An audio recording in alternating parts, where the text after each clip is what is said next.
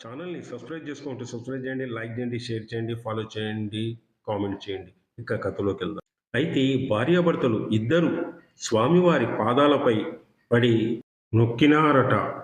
ఇంతలో ఆ వెంకటేశ్వర స్వామివారు, భీమన్న, నాకు ఆకలవుతుంది, అన్నము పెట్టవు అని అడిగినాడట. స్వామి, నేను తినేది గట్క, మీకు ఎలా పెట్టను స్వామి అని చెప్పినాడట. పర్వాలేదు, ఏది ఉంటే అది పెట్టు భీమన్న అని చెప్పినాడట.